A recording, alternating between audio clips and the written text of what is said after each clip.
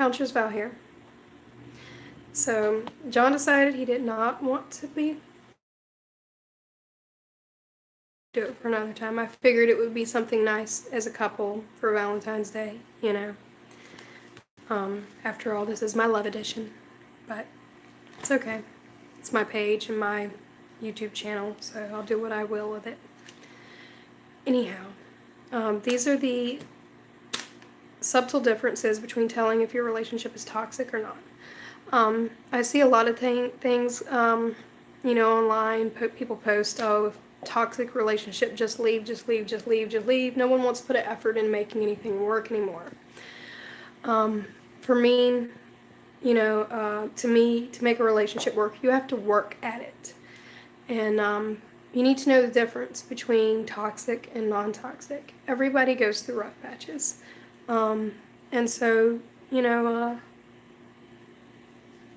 there's some things that you can be able to tell whether it is toxic and whether it's not. A lot of it, depends on the parties involved, and the actions and things that they're doing, if they're willing to do anything. If it's toxic, there will be destructive behaviors that are consistent on a regular basis, and they won't make any attempts to change them or to rectify them.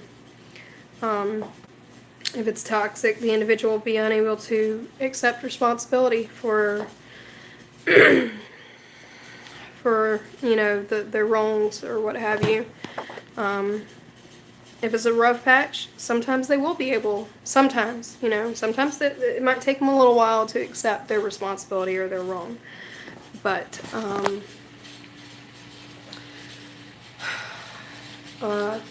if it's toxic, there will be, like I said, they will be unwilling to change, and they'll be unwilling to, there'll be unhealthy dynamics that will completely go on and continue to go on and on.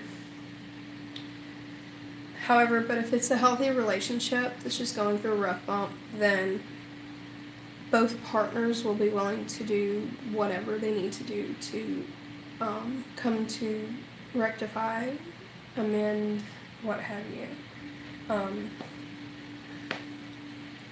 They'll be aware of what's wrong and they'll try to work it out. That's what makes it healthy and just a rough patch.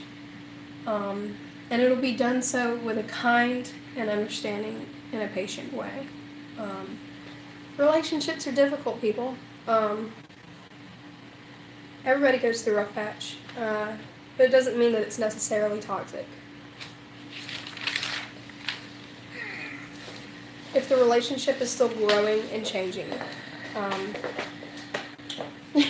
Hey y'all, how y'all doing?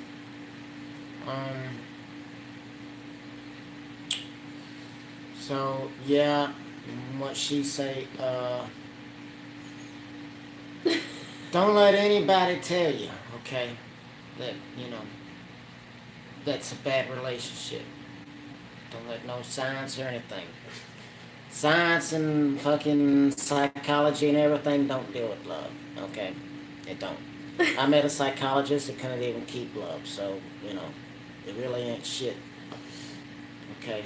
In the end, you make up your issues, you make up your problems, okay? It's up to you to change them. And that's all I gotta say. Okay. Happy Valentine's Day. Goodbye. That was John, by the way. Anyways, healthy relationships. Sorry. That's the man I love. And I wanted to kind of do this together because, him and I have been through rough spots before and things like that. But he took me by surprise coming on here. Anyhow, healthy relationships, anytime a toxic one, that rarely happens. Usually things become stagnant. they have no remorse for hurting their partner. And if they show remorse, they don't want to change their behaviors, or there's not a change at all in what the damage is done.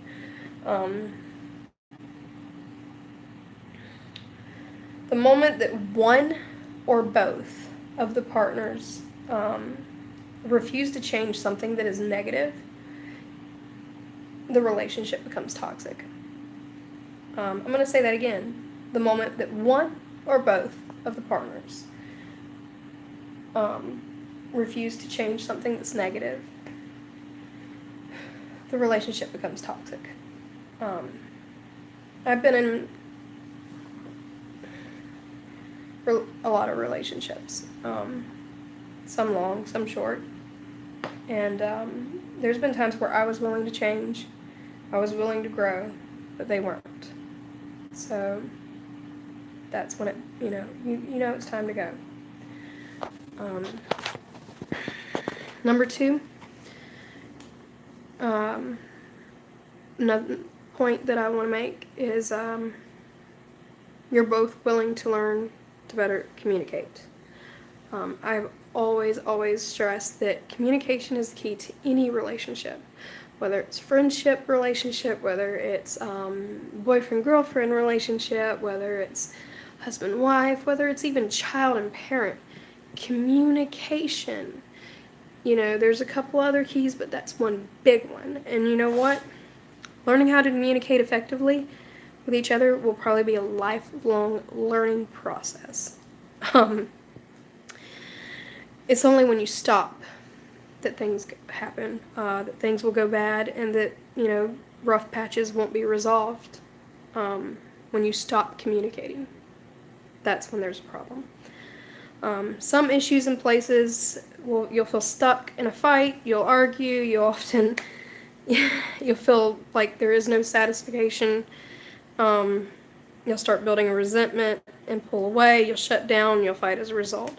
As long as you are willing to move past, I'll repeat this, as long as you are willing to move past it and be able to work as a team and work on changing the behaviors, then you're still in a healthy relationship.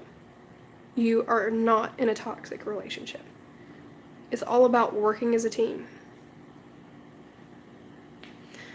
3, underlying fondness of each other. So, this is my favorite one, my favorite little thing. Even though you're in a tough spot, healthy couples will still have that chemistry. If you're having your problem, you'll still have that spark, that little bit of energy that's between you that started from the get-go. In a toxic one, you won't have that. There'll be no chemistry at all. You'll have apathy, you'll have anger, other underlying issues. And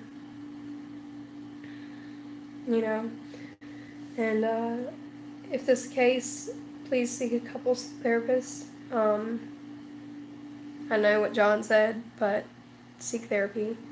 Sometimes an outside perspective can help figure out the difference. Number 4, arguments are fair and calm. Toxic or not isn't the absence of arguments, but how a couple argues. I'm going to say it again, but I'm going to say it a little bit a different way. Whether the relationship is toxic or not, it's not about the absence of arguing. It's how you argue. When both partners are able and willing to point the finger at themselves,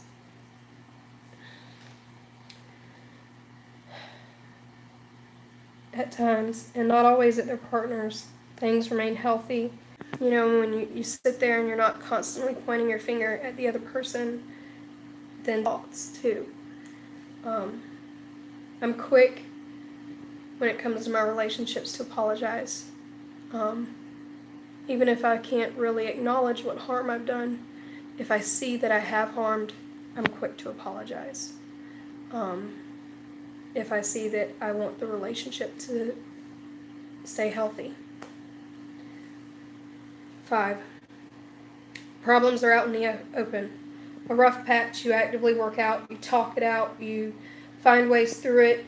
And when you talk it out to the other side, it strengthens the relationship. You don't, I can't stand it when, people just want to give up. And they just want to give up.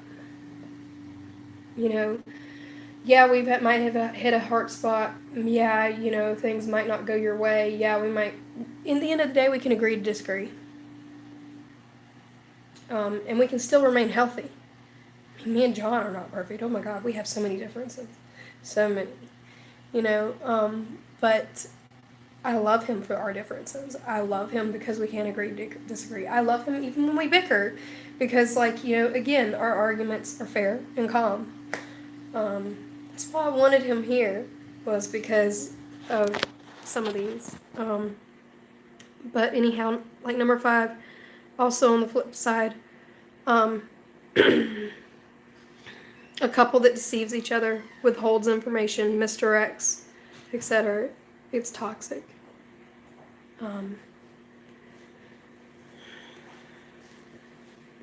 someone who's in a relationship like that, my best advice is either change your mind about that behavior right then and there and permanently, or the relationship's going to end.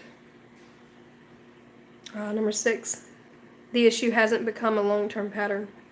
Sometimes it takes a while for a couple to learn how to communicate, sort things out, their issues, and create a healthy foundation for their relationship.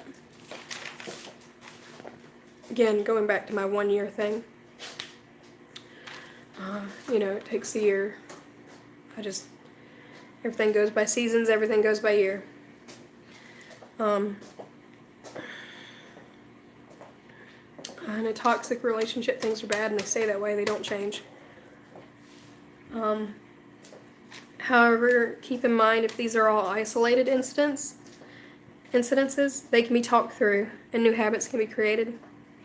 A pattern of toxic behaviors may indicate characteristics on the mental health issue, and one that can negatively impact your relationship or a relationship until that person seeks treatment. And that's probably talking about, we're not going to get into that, but yeah.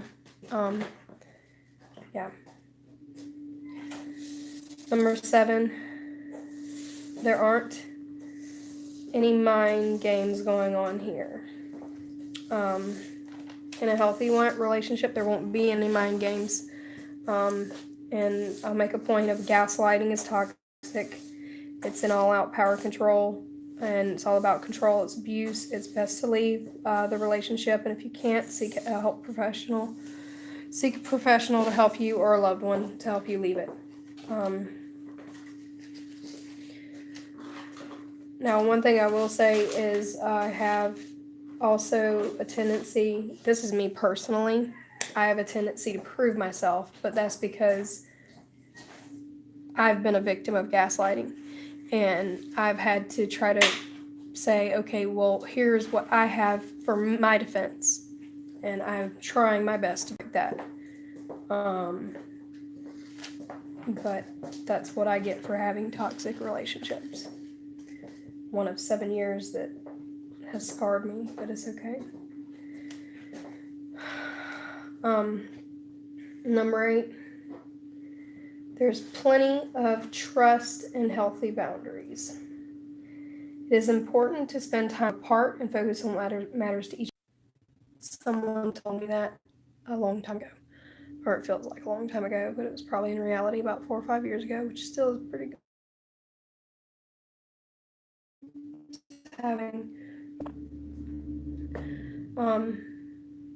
If a partner only cares about themselves, how a relationship makes them feel or what that you can do for them, make them happy, then it's toxic. With all problems, you can always try and talk about it, fix it. But if someone isn't willing, I repeat, but if someone isn't willing to put an effort into the relationship, then it's not likely to go anywhere. And maybe it's time to move on. I really need to get a different device to be doing this.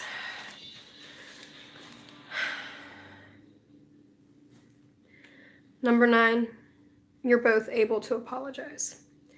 Nothing screams toxic quite like a person who cannot apologize or accept that they're wrong. And again, that's why I'm quick to apologize. When I've seen I've done harm, even if I'm not sure what it was, I'm quick to apologize. 10, childish tactics. You don't resort to them in a healthy relationship. Again, communication is everything when it comes to telling the difference between a healthy relationship and a toxic one. If you shut down on communication, it's toxic. Silent treatment, it's toxic. You're running away and avoidance, it's toxic. The only way for a relationship to be healthy is to keep lines of communication open and not let problems fester to the point of resentment. Don't go to sleep in your anger. Wasn't that a wise proverb?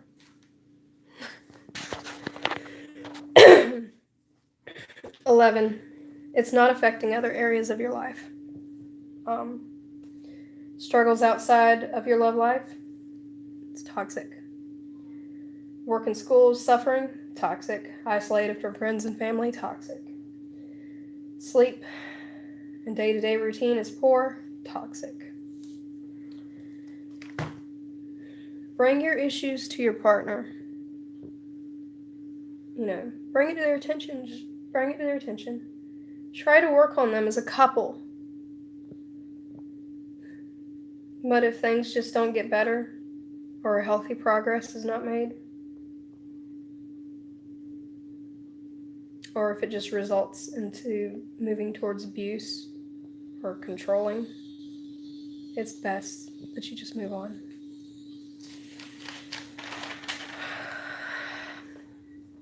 If you like what I have to say for my Love Edition Part 1 and 2, please subscribe, comment, like. I do my best to keep my material pretty authentic, original. I, keep it raw as best as I can.